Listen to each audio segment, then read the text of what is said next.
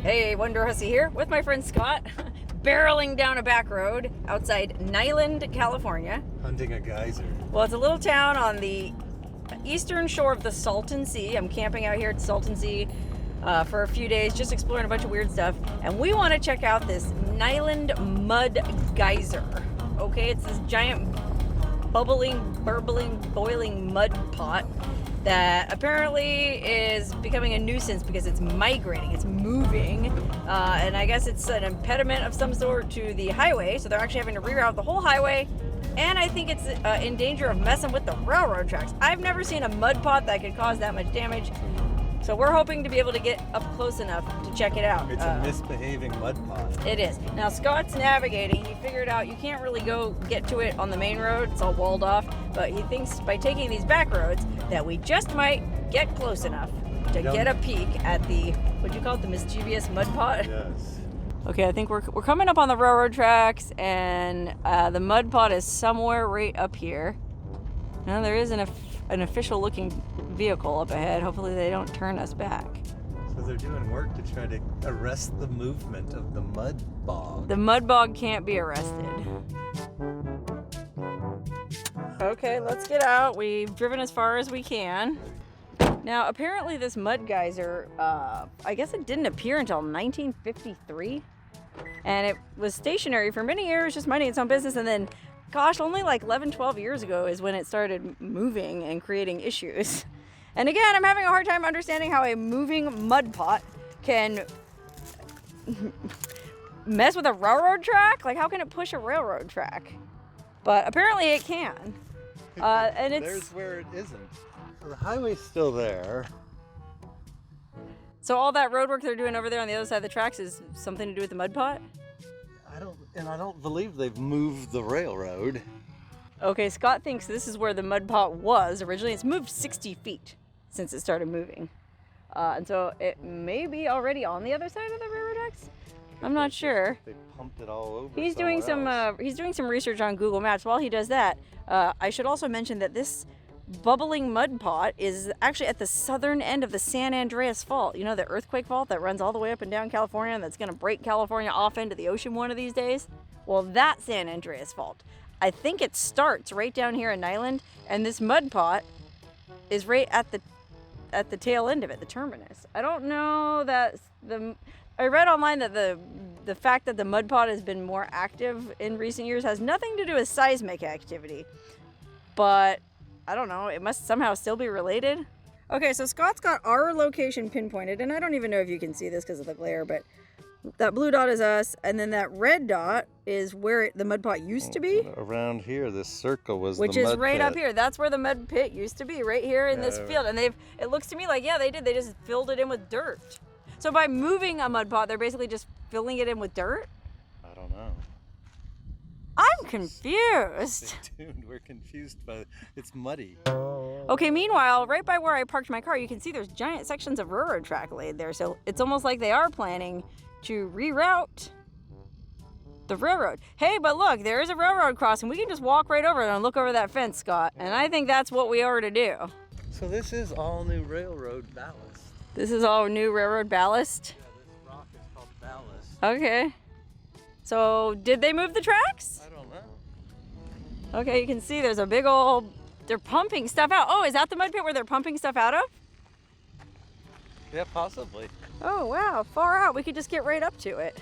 Gotta walk across these railroad tracks first. Make sure there ain't a train coming. Far out. I mean, is this the mischievous mud pot that I've read about? Wow, look at the size of those pumps. That's intense. I don't know though, this doesn't look like a mud pit. Or, I don't know. Because that's like a canal. I don't think that's it.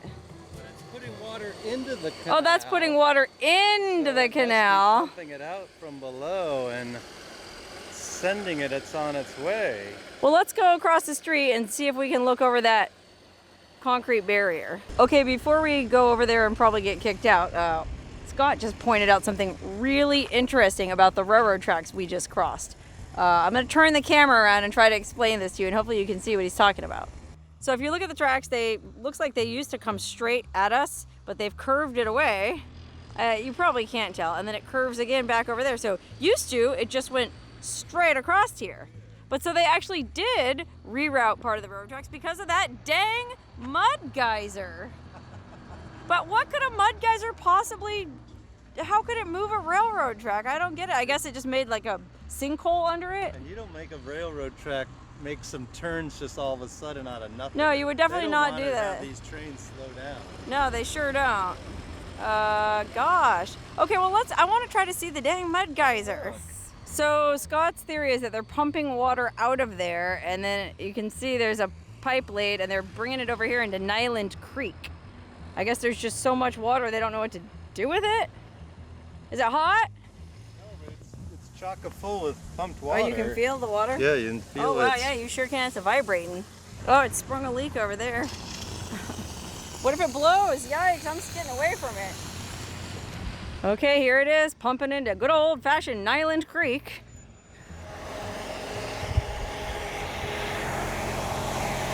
Oh man, look, it's like overflowing. That pipe just like heaved and burped and puked a bunch of water. See, look at it, it's heaving with water pressure. I guess it's kind of freaky. Like, I'm not sure I want to be standing this close to it. Okay, so Scott said I should film something down here. He thinks they're pumping out the entire mud bog into this dry Niland Creek. Well, it was dry and now it isn't. I don't know if you guys can hear that, but there's a sound of a lot of water rushing through there. Gosh, where is this mud volcano coming from? Some like aquifer deep below the earth? Oh, it's not behaving like it did when I... No, but look, you can see the pipe going through underneath into that other culvert or whatever you call that. Dang, man, a marvel of modern engineering. Look at the size of them bolts holding that pipe together. Here it goes, look, it's moving, yeah. I mean, there's a lot of water pressure coming through this thing. Okay, so if you climb up to the top and look at the road, Scott's theory is that because of that mud bog that they're pumping out, it is causing the road to become unstable. And so they are, you can see over there, grading the road. They're gonna reroute the entire road just like they did the railroad tracks. Dang, that's a lot of engineering and a lot of tax dollars, all because of a mischievous mud volcano, essentially. How wacky is that? So remember when we looked down here, you could see all those, I don't know if you call that a spillway or what, but those are channels that are going under the new portion of the road. So the new road won't be like this. This is just sitting up on these crummy little pylons. That's gonna be much more solid. So even if this mud volcano blows a ton of mud and water out of it, the new road will be okay, I guess. I mean, it's just like heaving and seething. Look, and it's just like burping water, like, bah. It's like the angry earth wanting revenge for all the destruction man has wrought here. You know what I mean? That's it right there, and I don't blame it. Yeah, you know what I mean? It is. It's like the mud monster of Niland, like nature seeking its revenge for the mess that is the Salton Sea. Okay, so there's essentially no reason to go over the other side and look over those concrete barriers because that's just the new road that they're building. The mud, that is the mud pot, right? That's the mud bog? That's the mud monster? That's what they're pumping. Right, they're getting it from underground there. They're pumping it out of there through this pipeline and transferring it over into Niland Creek. So it'll, I guess, flow under the new spillway or whatever you want to call it, under the new road. Okay. Very interesting. I'll be honest, I thought I was going to come see some crazy bubbling mud geyser, and this isn't quite that, but I still thought it was pretty interesting. So you can see here straight ahead, maybe, if I zoom in, that's where the original highway went. So they already did reroute it. See how it says road closed? That was the original Highway 111. Now they've rerouted it around because of that dang mud pot. This little fella right here is causing all that problem. Look at that. Let's go take one more look at it before we leave. I mean, I guess it's kind of eating its way into the road, and that's what all this ruckus is about. Wow, wee. Shut the front door. It doesn't look all that freaky, but I guess it is. Oh wow, yeah, look at that.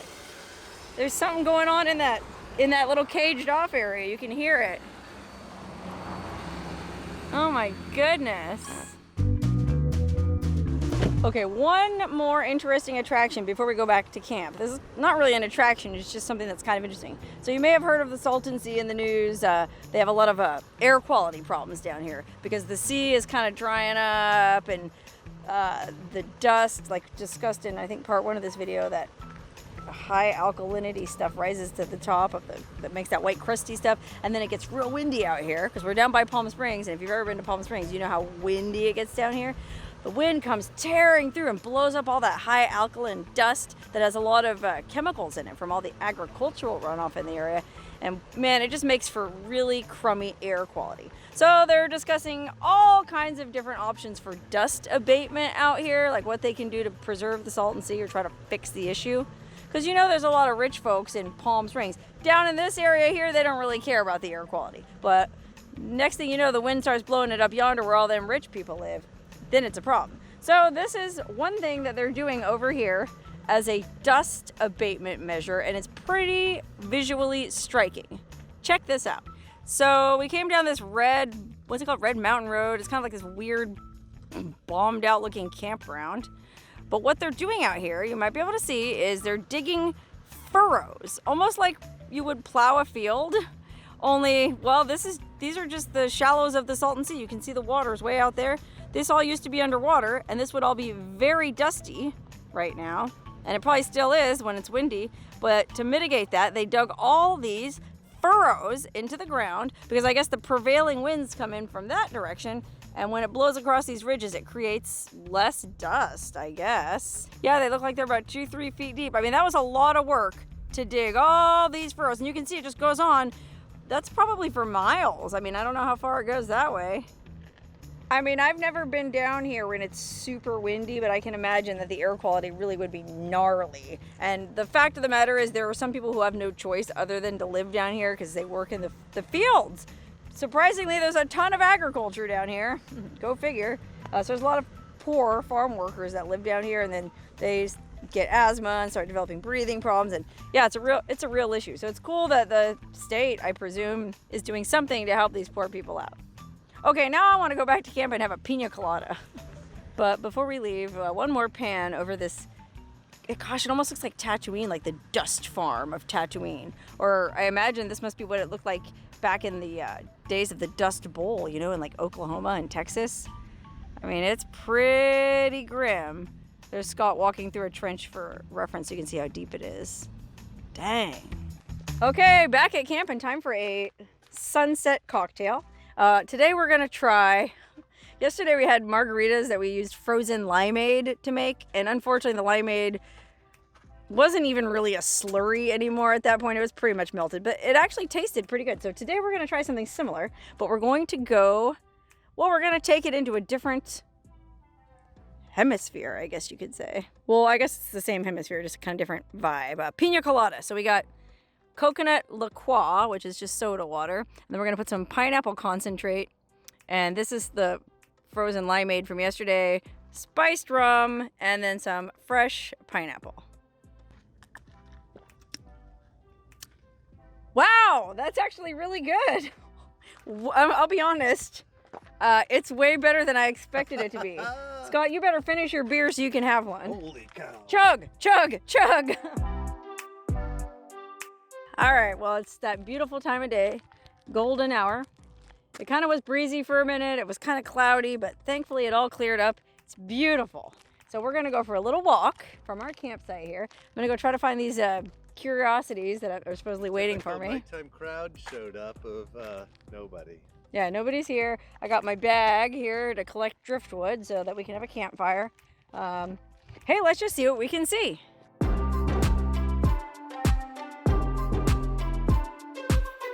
God, what a beautiful evening. I mean, on an evening like this, you can kind of almost imagine how gorgeous the Salton Sea was back in the 60s.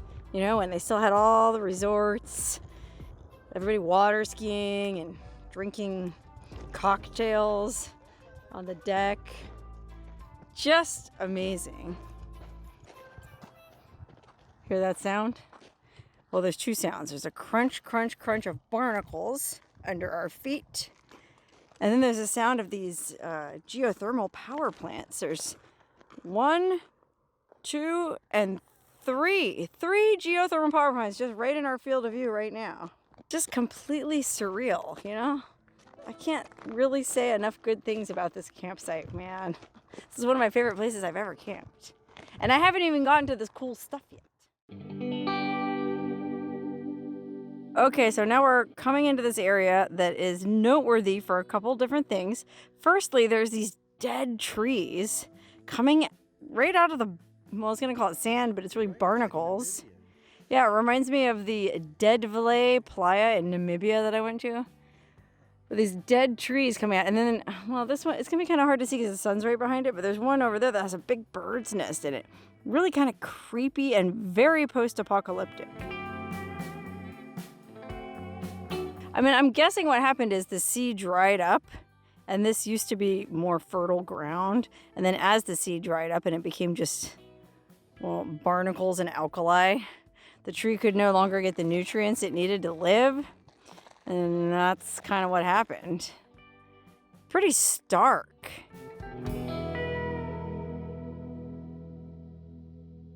Wow, this is such a surreal freaking landscape. I mean, now I'm on kind of a harder packed, almost like a playa, but it's still covered with that soft alkali dust, which I'm sure if it was windy would be creating all kinds of clouds of toxic air to breathe. Good thing it's a beautiful, calm, peaceful sunset evening. Look at this tree. It's like, it's totally coated in mud. And Scott said he was talking to an old timer here who said that the level of the sea has risen and fallen so many times in just the past 30 years, 30, 40 years, that this, I guess, was underwater one time, and that's what caused it to get this coating of mud. Look at that. I mean, this is all just mud. Wow. Holy cow. Okay, let's go check out that tree in the distance. It's got a big old bird's nest in it. And there's an easy chair we can take a break in. Look at this. Okay, first of all, look at these giant, I don't know what kind of bird it was. I was going to say osprey, but I don't even know if there's ospreys here. Giant bird's nests in this dead tree. And then look, a beautiful chair just waiting for someone to have a seat and have a sunset cocktail. Scott, that was supposed to be my shot.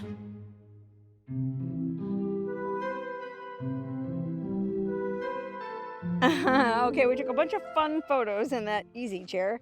Now there's one more thing I need to go check out, and it's that weird, oh, 2 more things. Oh my God, the weirdness never ends. Wow, look at all this giant obsidian field. These are huge for scale. There's Scott. What'd you say it was? Conchoidal? When obsidian fractures and it looks like a seashell? When obsidian fractures and it looks like a seashell? It's called conchoidal fracturing, according to Scott, the geology pro. This is beautiful, though. Look at that. Holy cow. But it's all, yeah, it's all caked in this Salton Sea mud. Okay, here's a close-up of what he said is conchoidal fracturing. Ah, okay, I see. Yeah, it does kind of like a seashell. Yep. You strike it, bam. Gosh, Scott, if I live to be 1,000 years old, I don't think I'll ever know half as much as you do. I mean, there's just obsidian lying everywhere on the ground here, and it's, you know, some of it's, look at that. That's basically a ready-made knife or arrowhead right here. Look how sharp that is. Yeah? And here's where I just fractured it, like, dropped it and it went, psh. Wow, look at that. Okay, Scott went climbing up around into the obsidian. I'm going to go back over and check out that art piece. But on the way, man, there's just like so much decay and dead stuff here on this beach. It's wild. Look at fish bones, dead birds. I mean, fish bones upon fish bones upon fish bones. Man, I guess I just find places like this interesting because it's such a bizarre juxtaposition of beauty. I mean, objectively speaking, there's a kind of a beauty in this weird, dead landscape, especially in this light. And then decay. You know, all these dead birds, dead fish, dead trees. I feel like there might be a message in this somewhere. Anyway, we're losing light. The sun's about to sink over the beautiful Salton Sea. I gotta go check out this weird art piece as my one final thing in this long 2-part video about all the weirdness I've seen while camping at the Salton Sea. I feel like now might also be a good time to mention that we're actually I think we're 220 feet below sea level. Okay? Badwater Basin in Death Valley, which is the lowest point in the Western Hemisphere. Many of you might have been to Death Valley or you've seen it on TV. It's that white salt flat, looks similar to this. That's, I think, 282 feet below sea level. Here where we are now, I think it's 222 feet below. So we're only 60 feet above Badwater Basin here. And that might be, well, that might be part of what adds to the surreality of this place. Camping below sea level, under the sea. Okay, we're coming up on the last odd thing that I want to check out on this weird little beach. And it's, well, it looks like it's a piece of fire art. If you've ever been to Burning Man, there's all these, well, artworks that are propane powered. And so propane comes poofing out. That's what this looks like to me. Because isn't that in the middle? That's a propane line, isn't it? Comes down there. You would hook up a tank. Although there's no fitting at the bottom. It looks just like a garden hose. Oh, maybe there's a fountain. I don't know. My guess was that these pans were all... Well, there's these little hoses coming out of each pan that look like they were meant to feed into that acrylic dome there in the middle. And so maybe you poured propane into that dome and it made like this weird fire bloom. Like all these little pans had flames coming out of them. Gosh, I don't know. Who would have come out here and built this thing? Looks like it's been here for a while too. These pans are, rusting away quite a bit. Holy cow. Huh. Okay, well, this is going to have to conclude my Salton Sea camping video. It's already way longer than I intended. Unfortunately, or fortunately, there was just way more weird, cool, interesting stuff here than I anticipated. Oh, it goes without saying that I will definitely be back to camp at this beach again because I'm sure there's like 500 other interesting things that I didn't get time to look at. And, well, that's just the kind of thing that keeps me chugging on. That's why when my alarm goes off every morning, I don't groan. I get out of bed going, yeah, man, let's go see what else this awesome world has to offer. So stay tuned because you never know what I'll find next time.